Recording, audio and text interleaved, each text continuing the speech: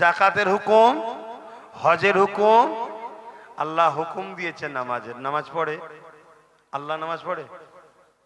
বলুন। আল্লাহ রোজার হুকুম দিয়েছে, আল্লাহ রোজা রাখে। আল্লাহ হজের হুকুম দিয়েছে, আল্লাহ হজ করে। কিন্তু আল্লাহ দরুদের হুকুম দিয়েছে, আল্লাহ নিজেও দরুদ পাঠায়। জোরে বলুন সুবহানাল্লাহ। চিন্তা করে দেখুন, দরুদ সালামের ফজিলত এত। এই যে দাঁড়ালেন, এই দাঁড়ালেন ইখতিলাফ আছে। ইখতিলাফ করার তো কোনো বিষয় নয়, এটা প্রেমের ব্যাপার। কিন্তু কেউ যদি আবার বলে যে দাঁড়াইনে কোমরে লাথি মারো আর মারো, এই অভদ্রতা কিন্তু ঠিক না। কেউ যদি বসে সালাম দেয়, সেটা তার ভক্তি, তার প্রেম, তার প্রেমটা ওই জায়গায় বেঁধে রয়ে গেছে। সে তার নবীর কাছে জবাব দেবে খুনি। কিন্তু তা বলে তোমাকে কোমরে লাথি মারো, তুলে দাও, এগুলো ইসলাম কিন্তু অপছন্দ করে। আমরা দাঁড়িয়ে সালাম দিই। কেন দাঁড়িয়ে সালাম দিই? আমরা দেখেছি সাহাবা হুজুররা নবীকে যখন সালাম দিতেন দাঁড়িয়ে দিতেন। জোরে বলুন সুবহানাল্লাহ। আমরা দেখেছি নামাজের থেকেও বড় জিনিস হলো নবীর আদব। জোরে বলুন সুবহানাল্লাহ। জোরে বলা যাবে না? আমার কথা কি আপনারা একমত হতে পারছেন না? নামাজের থেকেও বড় হলো কি? নবীর আদব। নবীর আদব, নবীকে আদব করা। তাই আমরা দেখেছি সাহাবা হুজুরদের আদবের স্টাইল ছিল আলাদা। সাহাবা হুজুরদের আদবের স্টাইলই ছিল আলাদা। আমার নবী পাকের এক সাহাবী ছিলেন, রোজ তিনার দায়িত্ব ছিল, যুবকরা শুনছো? হ্যাঁ, শোনো শোনো, এই পৃথিবী তোমাদের ঘরে আল্লাহ ও রসুলের দুশ্মন বানাবার চেষ্টা করছে। এই পৃথিবী তোমাদের ঘরে রসুল থেকে সরাবার প্ল্যান করছে। এই পৃথিবী তোমাদের ঘরে খানদানে রসুলদেরও দুশ্মন বানাবার চেষ্টা করছে। তাই একটু সতর্ক হও, খুব ভালো করে শোনো। কিছু কিছু জালিম তোমাদের ঘরে আল্লাহ ও রসুল থেকে সরিয়ে জাহান্নামের দিকে নিয়ে যেতে চাইছে। এগুলো সব ইবলিস শয়তানের চেলা। ইবলিস এদের দ্বারা কাজ করছে। যেমন আমরা রাসূলুল্লাহর হয়ে কাজ করছি, ইবলিস এই গুণকে দিয়ে সব কাজ করাচ্ছে পৃথিবী জুড়ে। তাই বলছি, আল্লাহ নবীর এক সাহাবী ছিলেন, তিনার দায়িত্ব ছিল রসুলে পাকের উট বা ঘোড়া যখন চেপে যাবে তার উপরে একটা কাজাবা দেওয়া হতো, যেটার উপরে রসুল বসতেন। বোঝেন আপনারা, উট বা ঘোড়ার গাড়ি দেখেছেন না? একটা পিঠের উপরে দেওয়া থাকে ছোট্ট মতো করে। এখন তো সব চামড়ার হয়ে গেছে, তখন কাঠের ছিল, তাতে পড়তে সুবিধা হবে, না হয় লাপাল্লিয়া পিছন যাবে, পড়ে যাওয়ার সম্ভাবনা থাকে। এই কাজাবাটা একটা সাহাবীর দায়িত্ব ছিল, তিনি রোজ ঠিক করে দিতেন। একদিন ওই সাহাবীর গোসল ফরজ হয়ে গেছে।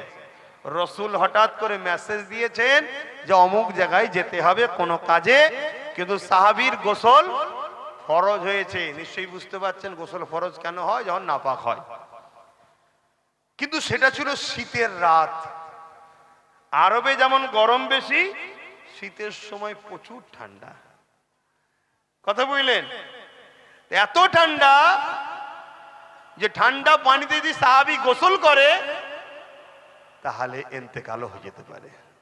সাহাবী চিন্তা করছে আমি পানি গরম করে যদি হাত দিই তাহলে দেরি হয়ে যাবে। অথচ কোরআনের কোন জায়গায় লেখা আছে নাকি নবীর জিনিসে নবী যেটাই বসবে না পাকালে হাত দেওয়া যাবে না? হাদিসে কোন জায়গায় নিষেধ আছে? না, নেই। তাহলে সাহাবী, এটা সাহাবীর আদব, এটা সাহাবীর প্রেম নবীর উপরে। যার জিকির সবসময় আল্লাহ করে, যার আলোচনা সবসময় আল্লাহ করে। মোবাইলে যেমন আপডেট হচ্ছে, বছরে হোক মাসে হোক 6 মাস ছাড়া আপডেট দেয় কোম্পানি। আপডেট করলে নতুন নতুন ভার্সন আছে, নতুন নতুন অপশন আছে। আরে আমার আল্লাহ তিনি তিনার বন্ধুকে সব সময় মাকাম ইজ্জতের আপডেট বাড়িয়েই যাচ্ছে। জোরে বলুন সুবহানাল্লাহ। আমরা সেই নবীর উম্মত, সেই নবীর উম্মত। নিজেকে চিনতে শেখো। আল্লাহ তোমাদের পেটেই মৃগ নবী দিয়েছে। ওই খুশবুতে তুমি পাগল হয়ে হরিণ যেমন জঙ্গলে ঘুরছিল, তুমিও পাগল হয়ে যে দুনিয়ার ফাসেক ফাজেল বেহুদা বদমাইশ চোর লম্পটদের পিছনে ঘুরে বেড়াচ্ছ। আল্লাহ তোমাকে কোন নবীর উম্মত করেছে? যে নবীর উম্মত হওয়ার জন্য মুসা থেকে ঈসা নবী সবাই আল্লাহর কাছে আশা করেছে। আরশে আজিমে যে নবীর নাম লেখা আছে, বাবা আদম যে নবীর ওসিলা দিলে দোয়া কবুল হলো, জান্নাতের পাতায় পাতায় যে নবীর নাম, হুরেদের ঠোঁটে হুরেদের চোখে যে নবীর নাম, ফেরেশতাদের জবানে যে নবীর নাম, তাওরাতে যে নবীর নাম, জবুরে যে নবীর নাম, ইনজিলে যে নবীর নাম, প্রত্যেকটা আসমানি কিতাবে যে নবীর নাম, সেই নবীর উম্মত তুমি আমি। তোমার আমার মাকে ভাবা দরকার আমি কে। যেমন আমি পীর ঘরের ছেলে, হুজুর ঘরের ছেলে, আমার বসার জায়গাটা একটু দেখা দরকার। আমি যেখানে সেখানে বসতে পারি? এই বসতে পারবো? যে কোনো লোকের সঙ্গে আমি উঠা বসা করতে পারবো? যে কোনো একটা লোককে এখানে বসে আমি নিচেই বসতে পারবো? কেন? আল্লাহ আমাকে, আমি নিজেকে না মর্যাদা দিল, আমার একটা মর্যাদা আল্লাহ দিয়েছে, দাদা হুজুর আওলাদ। তা তুমি নিজেকে না চিনতে পারলো, আল্লাহ তোমাকে উম্মতে মুহাম্মাদি করেছে, তোমার নেতৃত্ব কে দেবে তোমার ভাবা দরকার আছে না নাই? তুমি এক ফাসিক ফাজিল জাহান্নামী শয়তানকে তোমার লিডার নেতৃত্ব ইমাম বানাচ্ছ, মুনাফিকি করছে তারা, তাদের পিছনে তুমি ঘুরে বেড়াচ্ছ।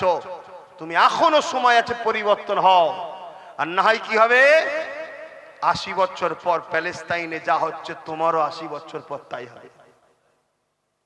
প্রথম থেকে ওদের ভাবা দরকার ছিল যে আল্লাহর কোরআন বলেছে সাপকে কখনো দুধ কলা খাওয়াতে নাই। সব জায়গায় লিয়েছে লাও লাও লাও লাও লাও লাও, মাথার উপর তুলে দিয়ে জায়গা জমি সব এখন দখল করে দিয়ে মেরে বার করছে। এবার বলছে কি হলো? এখন কি হলো? তোমার আমার দশাটা ওই দিকেই যাচ্ছে। অতএব আব্বাস সিদ্দিকী ফালতু বকে না, আব্বাস সিদ্দিকী ফালতু লড়তে আসে না, আব্বাস সিদ্দিকী ফালতু বুঝাতে আসে না। আব্বাস সিদ্দিকী যেটা করছে, অনেক কিছু ভবিষ্যৎ বর্তমান কোরআন সুন্নাহ দেখে, ইতিহাস দেখে, আমার মাদানী ওয়ালার ইশারাতে অনেক কিছু করা হচ্ছে, সেগুলোকে খেয়াল রাখো, বুঝার চেষ্টা করো। আলহামদুলিল্লাহ, আমি তো দেখতে পাচ্ছি আল্লাহ সাহায্য শুরু হয়েছে আপনাদের উপরে। আমার মা বোনেরা, আমি তো দেখতে পাচ্ছি আল্লাহ সাহায্য শুরু হয়েছে, বহুত সাহায্য আসছে আল্লাহর। এই সুযোগকে ছেড়ো না, কাজে লাগাও।